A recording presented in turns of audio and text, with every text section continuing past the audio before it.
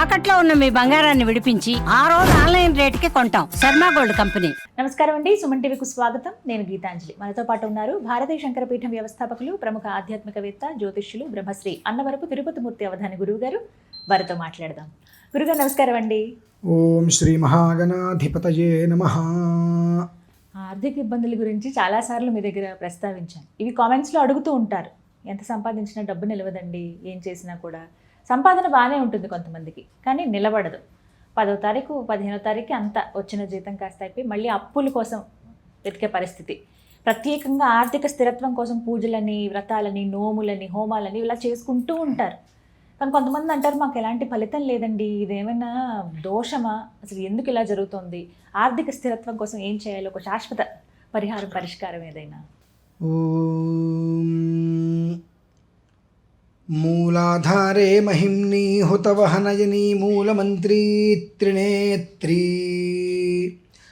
హారాః కేయూరవల్లీ అఖిల సుఖకరీ అంబికాయా శివాయాః వేదే వేదాంతరూపీ వికటఘనతటీ వీరతంత్రీ Bhavani saury సంసారయోని సకల గుణమయీ తేద్యశ్రీ ఐం నమస్తే. ఐం వాగ్భవీశ్వరీ చ విద్మహే క్లీం కామేశ్వరీ చ ధీమహి సౌః తన్నో క్లిన్నే ప్రచోదయాతు. దైవాధీనం జగత్సర్వం, మంత్రాధీనం తు దైవతం, తన్మంత్రం బ్రాహ్మణాధీనం, బ్రాహ్మణో మమ దేవత అని చెప్పి అనాది నుంచి మనకు వస్తూనే ఉంది. అయితే మీరు అన్నట్టుగా ప్రతి మనిషికి డబ్బు అవసరం, డబ్బే అవసరం. ఎందువల్లనంటే చూస్తున్నాం, డబ్బు ఉంది, అంగబలం అర్ధబలం ఉంది అంటే ఆ మనిషికి విలువ ఎలా ఇస్తున్నారు, అంగబలం అర్ధబలం లేదు అంటే ఎలా ఇస్తున్నారు, అర్ధబలం ఉంది అంగబలం లేదంటే ఎలా చూస్తున్నారు, అంగబలం ఉంది అర్ధబలం లేదంటే ఎలా తక్కువగా చూస్తున్నారు అనేటువంటి విషయం చూస్తూనే ఉన్నాం. ప్రతి మనిషికి రూపాయి అవసరమే, కానీ అది స్థిరంగా ఎక్కడ ఉండలేకపోతుంది. ఉండలేకపోవడానికి అనేక కారణాలు ఉంటాయమ్మా, ఒకటి కాదు. దాదాపుగా 10కి 9 మంది ఇంట్లో జ్యేష్ఠాదేవి ఉంటుంది. అవునండి, 9 మంది ఇంట్లో జ్యేష్ఠాదేవి ఉంటుంది ఖచ్చితంగా, ప్రతి 10 మందికి కూడా. అంటే 100కి 99 మంది ఇంట్లో ఉన్నట్టు ఇంచుమించుగా. 90 మంది వేసుకుందాం ఉన్నట్టే. మరి అంత ప్రతి 10 ఇంట్లకి 9 ఇంట్లో జ్యేష్ఠాదేవి లేదు అంటే డబ్బు కోసం ఆరాటపడరు కదండి. ప్రతి మనిషికి ఏదో డబ్బు ఉంటుంది, ఏదో వ్యవహారం చేసుకుంటారు. అది లేకపోబట్టే కదా ఎక్కడైతే జ్యేష్ఠాదేవి లోపలికి అడుగు పెడుతుందో అక్కడికి అమ్మవారు ఉండదు, వెళ్ళిపోతుంది. ఆవిడ వెళ్ళిపోవడానికి అనేక మార్గాలు ఉన్నాయి. ఇంట్లో నిద్ర లేవగానే పక్క దుప్పట్లు మడత పెట్టకపోవటాలు, అలా వదిలేస్తారు కొంతమంది, అదొకటి. విడిచిన బట్టలే మళ్ళీ ధరిస్తూ ఉంటారు. ఆరేసిన బట్టలు మళ్ళీ మడత పెట్టకుండా ఒక పక్కన కుప్పగా పడేస్తూ ఉంటారు. ఇల్లు ఎప్పుడు చూసినా చిమ్మకుండా దుమ్ము ధూళిగా ఉన్నట్టు ఉంటుంటుంది. భార్యాభర్తల మధ్యన ఏదో ఒక రకంగా మాట వస్తుంది. ఇవి ఉండేటువంటి పరిస్థితులలో అది ఎక్కడ ఉంటుందా అని చెప్పి 10,000 కళ్ళతోటి చూస్తూ ఉంటుంది జ్యేష్ఠాదేవి. 10,000 నేత్రాలు, రక్త నేత్రాలు వేసుకొని అన్నీ చూస్తుంటుంది. ఎక్కడెక్కడ ఇది జరిగింది ఆవిడ వచ్చేస్తుంది. ఆవిడ వచ్చిందంటే ఇక లక్ష్మీ అమ్మవారి అక్కడ నుంచి మనకు ఉండదు. తాళంతో పాటు తాళం చెవి కూడా మనకి ఎప్పుడు ఉంటుందమ్మా. అలానే భూమి మీద ఎంతమంది ఉన్నా డబ్బు అనేటువంటి దానికి మళ్ళీ వాళ్ళు ఆలోచించకుండా పుష్కలంగా మనకు ఉండాలి అని అంటే భగవంతుడు కూడా దానికి కొన్ని విధానాల్లో కొన్ని రోజులు ఇస్తాడు. అటువంటిది ఇచ్చిన దాంట్లో కొన్ని వస్తుంటాయి మనకు. 96 అనేటువంటిది ఒక మూలమమ్మ. ఇప్పుడు మా మిల్లో యజ్ఞోపీతం ఉంటుంది. యజ్ఞోపీతము వివాహం అయితే కొంతమంది 3 మూళ్ళు వేసుకుంటారు, కొంతమంది 2 మూళ్ళు వేసుకుంటారు. అంటే ఇందులో 6 పోగులు ఉంటాయి. ఒక్కొక్క పోగు లోపల 3 పోగులు, దాని లోపల 3 పోగులు వస్తాయి. ఇందులో ఉన్నదే ఇంత ఉంటుంది, సన్నగా దారి పోగు. ఇప్పుడు ఇలా తీసినప్పుడు 6 పోగులు, ఇది ఒక పోగు, ఇంత సన్నది ఒక పోగు. ఇందులో 3 పోగులు ఉంటాయి. అందులో ఒక్క దాంట్లో మళ్ళీ 3 పోగులు ఉంటాయి. అంటే కంటికి కూడా కనిపించేంత సన్నగా ఆ దారం పత్తి తయారు చేస్తాము మేము. దీనికి 96 బెత్తలు అంటారు. అంటే ఇట్లా చేతికి తీసుకొని ఇట్లా ఒకటి ఇలా 96 చుట్టాలి. ఇలా 3 96లు, ఇలా దానికి 96 చుట్టి 3 96 దానికి 30 వేసి తయారు చేస్తారు. ఆ 96 అనేటువంటిది మనిషి వృద్ధికి మూలం. అటువంటిది 96 సంవత్సరాల అనంతరం ఫాల్గుణ బహుళ అష్టమి మనకు వచ్చిందమ్మా. రేపు 11వ తారీఖు పాల్గొన్న బహుళ అష్టమి, మార్చి 11. మార్చి 11 పాల్గొన బహుళ అష్టమి. ఆ అష్టమి రోజు నాడు మనకు జ్యేష్ఠ నక్షత్రం. ఇప్పుడు ఏ జ్యేష్ఠ దరిద్రదేవత జ్యేష్ఠ అని చెప్పుకున్నామో అదే నక్షత్రం, బుధవారం ఇది కలిసి వచ్చింది. ప్రతి మనిషి ఇక జీవితంలో మనకు డబ్బు అనేటువంటి విషయంలో సమస్య ఉండవద్దు అని అనుకుంటే 2 విధానాలు. ఒకటి, ఆ రోజు నాడు ప్రతి మనిషి ఇంట్లో చక్కగా రంగవల్లి ముగ్గు వేసుకొని 8 కలశాలు అష్టలక్ష్ముల్ని ఆవాహన చేసుకోవడం. ఎందువలనంటే ఒక మనిషి దగ్గర 7 లక్ష్ములు లేకపోయినా మళ్ళీ ఒక్కొక్కటి సంపాదించుకోవచ్చు. 7 ఉండి 1 లక్ష్మి లేకపోతే మన భర్తకి ఏంటి ఉపయోగం లేదు. ధైర్య లక్ష్మి నిజమే, ఉండాలి. ఆ ధైర్య లక్ష్మి మన దగ్గర ఉంటే అన్నీ వెళ్ళిపోయినా ఆ ధైర్యంతో అన్నీ మనం మళ్ళీ కూడగట్టి తెచ్చుకోవచ్చు. అన్నీ ఉండే ధైర్యలక్ష్మి లేదంటే ఉపయోగం లేదు.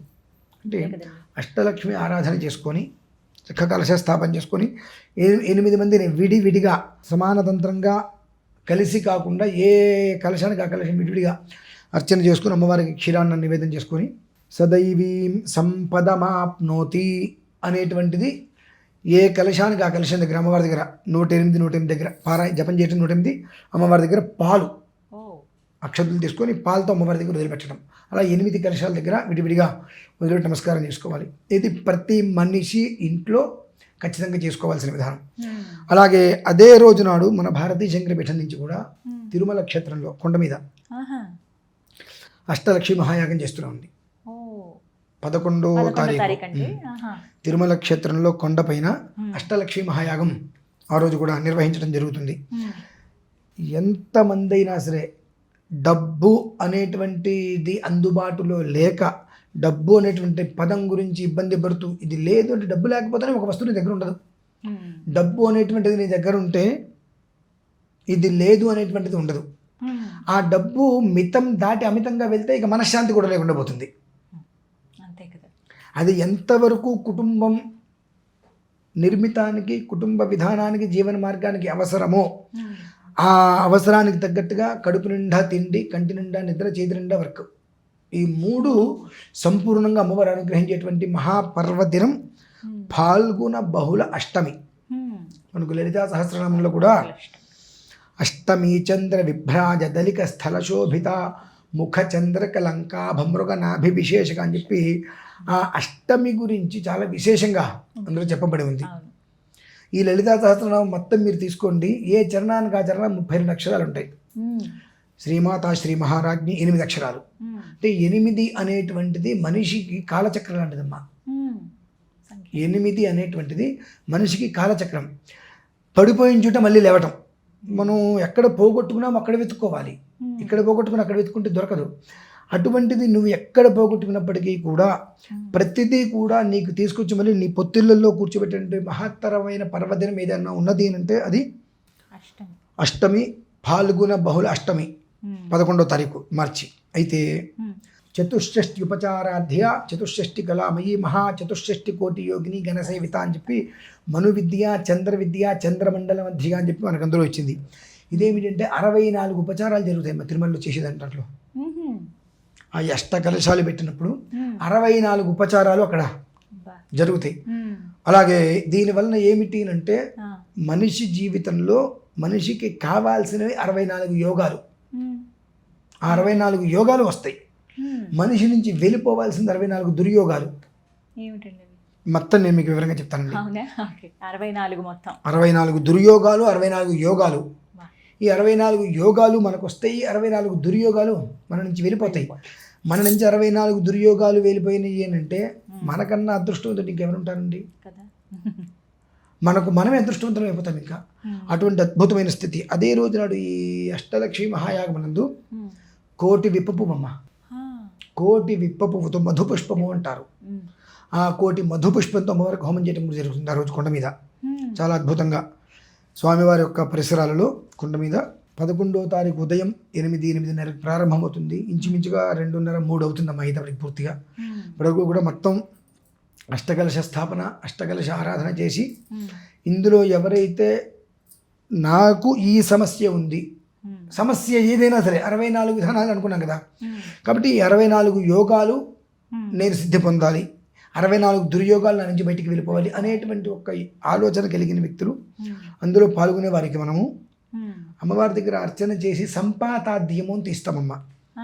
సంపాతాద్యం అంటే ఇప్పుడు ఒక మూలమంత్రంతో హోమం చేస్తాం అమ్మవారికి, ఆ నెయ్యి మొత్తం అమ్మవారిలో పడిపోతుంది, ఆ హోమగుండంలో అమ్మవారికి స్వాహాకారంగా వేసేస్తాం. ఆ చివరి ఒక బొట్టు ఉంటుంది, ఆ బొట్టు ఇవేవైతే కనుక రూపులు అమ్మవారికి మనం చేస్తున్నాము ఆ రూపులు మొత్తం అక్కడ పెట్టి ఆ నెయ్యి అమ్మవారి రూపుల మీద వేస్తాం ఒక చుక్క, దాన్ని సంపాతాద్యము అని అంటారు. ఆ సంపాతాద్యంలో అమ్మవారు పూర్తిగా స్థిరపడిపోతుంది ఆవిడ.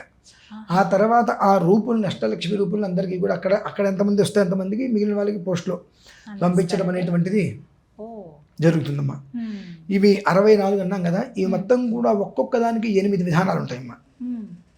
ఇందులో ప్రధానంగా అష్ట దరిద్రాలు, అష్ట అరిష్టాలు, అష్ట వ్యాధులు, అష్ట దుర్యోగాలు, అష్ట అభాగ్యం, అష్ట దుర్నిమిత్రాలు, అష్ట దుర్దోషాలు, అష్ట శాపములు అనేటువంటిది పూర్తిగా తొలగిపోతాయి. ఈ 8 ఒక్కొక్క దానికి 8 ఉంటాయమ్మా. ఒక్కొక్క దాంట్లో 8 ఆపాదింపబడతాయి.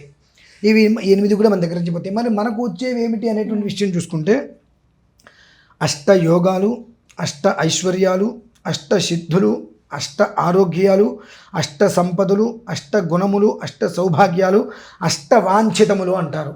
అంటే వాంఛితములు అంటే అనేక రకాలుగా మనం కోరికలు కోరుతూ ఉంటాం ఇలా కావాలని చెప్పి. ఇలా ఈ 64 మనకు సంప్రాప్తమవుతాయి. ఎప్పుడైతే ఈ 64 మనకు సంప్రాప్తమవుతున్నాయో ఈ మిగిలిన ముందు చెప్పుకున్నటువంటివి ఏవైతే ఉన్నాయో 64 దుర్యోగాలు అవన్నీ కూడా మన దగ్గర నుంచి వెళ్ళిపోతున్నాయి. ఇంతకు మించినటువంటి మహాయోగ పర్వదినం అనేటువంటిది మనకు సంప్రాప్తం కావడం కష్టం.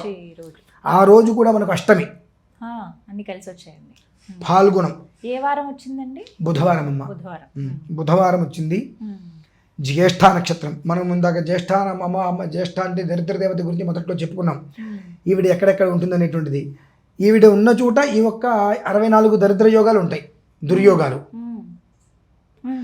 ఈ ఎప్పుడైతే కనుక 64 సౌభాగ్య యోగాలు మన దగ్గరకు వస్తున్నాయో ఆవిడ వెళ్ళిపోతుంది అక్కడి నుంచి. ఆవిడ కంచి ఒక్కసారి వెళ్ళిందంటే మళ్ళీ అక్కడికి రాదమ్మా. ఆవిడ వెళ్ళడానికి మనం ఏ విధానాన్ని అనుసరిస్తే ఆవిడ వెళ్తుంది అంటే మంత్రం, ఒక ఆరాధన ఎక్కడైతే కనుక వినిపిస్తూ ఉంటుందో ఆవిడ అక్కడ ఉండలేదు. ఎక్కడైతే ఒక రకమైనటువంటి ఒక శక్తి ప్రభావం ప్రజ్వలిస్తుంటుందో అక్కడ ఆవిడ ఉండలేదు. కనుక 64 యోగాలు మనకు సంప్రాప్తమైనవి అంటే మన ఇంట్లో సుస్థిరంగా ఎప్పుడూ కూడా ఆ అమ్మవారి యొక్క అనుగ్రహంతో కనకధార వర్షం. మనకు ఆదిశంకరాచార్య స్వామి వారు ఏ రకంగా అయితే కనుక కనకధారా స్తోత్రం చేసినప్పుడు బంగారు పుసరికాయలు రాలినయో అలాగే కనక వర్షం అనేటువంటిది ఖచ్చితంగా లభ్యమవుతుందమ్మా. 96 సంవత్సరాల అనంతరం అంతటి యోగం ఇప్పుడు ఈ సమయంలో అంటే మన పెద్దవాళ్ళు కావచ్చు, మన పూర్వీకులు కావచ్చు, మన తర్వాత వాళ్ళు కావచ్చు, ఇప్పుడున్న వాళ్ళల్లో ఒక 94-95 సంవత్సరాల వరకు ఉన్న వాళ్ళు ఎవరు కూడా చూసి ఉండరు, ఆలోచించి ఉండరు దీని గురించి. అటువంటి మహత్తరమైన యోగం అనేటువంటిది వస్తుంది కనుక ప్రతి మనిషి దాన్ని వాళ్ళ ఇంట్లో ఖచ్చితంగా ఇంట్లో వాళ్ళ విధానాన్ని అంటే ఒకవేళ తిరుమల అందరూ రాలేకపోతే ఇంట్లో చేసుకొని అందులో పాల్గొనే ప్రయత్నం చేయడం చాలా శ్రేయస్కరం. రాగలిగితే అది వేరు, రాలేకపోయారనుకోండి ఇంట్లో చేసుకొని అక్కడ కార్యక్రమం లైవ్ కూడా మనం పెడతాం. కనీసం ఒక గంట అయినా మనం ఖచ్చితంగా కళ్ళు విచ్చి చూడగలుగుతాం అనేటువంటిది అత్యంత శ్రేయస్సుది. ఎలా పాల్గొనాలి గురువు గారు మరి వీటిలో? ఏముందమ్మా, తిరుమల కొండ మీద మనం చేస్తున్నాము, ఫోన్ చేస్తే వాళ్ళకి మనం వివరాల నుంచి తెలియజేస్తాము. తద్వారా వాళ్ళ గోత్రనామాలు అందించవచ్చు. ఎవరైనా రాదలుచుకుంటే ఆ రోజు 11వ తారీఖు ఉదయానికల్లా 7:30 కల్లా కొండెక్కేస్తే లొకేషన్ ఇచ్చేస్తాం అందరికి. స్నానాలు అవన్నీ చేసేసుకొని యాగశాల ఎక్కడైతే చేస్తున్నామో అక్కడికి వచ్చేసి అందరూ కూడా. అది పరిస్థితి. చాలా చక్కటి అవకాశం ఇది రకంగా చెప్పాలి. అందులో తిరుమల కొండ అంటే ఇంకా ఎంతో పుణ్యప్రదమైనటువంటి స్థలం. అంటే ఎప్పుడు ఏదో కార్యక్రమం ఇలా చేస్తూ ఉంటారు. ఈసారి ఆర్థిక ఇబ్బందులు ఎదుర్కొనే వారి కోసం ప్రత్యేకం. ధన్యవాదాలు గురువుగారు. విన్నారు కదండి, అష్టలక్ష్మి యాగం మార్చి 11 బుధవారం అష్టమి ఆ రోజు జ్యేష్ఠ నక్షత్రం. మనలో చాలామందికి ఉండేటువంటి ఇబ్బందేనండి. అది ఎంత పెద్దవాళ్ళైనా చిన్నవాళ్ళైనా ఆర్థికంగా స్థిరత్వం కావాలనే కోరుకుంటాం. అలాంటి స్థిరత్వాన్ని ఇచ్చేటువంటి ఒక గొప్ప యోగంతో కూడుకున్నటువంటి రోజు అది మనందరం వినియోగించుకుందాము. తిరుమల కొండపైన జరగబోతోంది గురువుగారి ఆధ్వర్యంలో. మరిన్ని వివరాల కోసం మీకు స్క్రీన్ పైన నెంబర్ ఇస్తాను, కాల్ చేసి మీరు పేరు గోత్రం నమోదు చేసుకోండి. అలాగే ఎంత ఖర్చు అవుతుంది, ఏంటి, ఏ రోజున వెళ్ళాలి, ఈ వివరాలన్నీ కూడా మీకు ఫోన్ కాల్ ద్వారా అందిస్తారు. దయచేసి కాల్ చేసి వివరాలు కనుక్కోండి. నమస్కారం.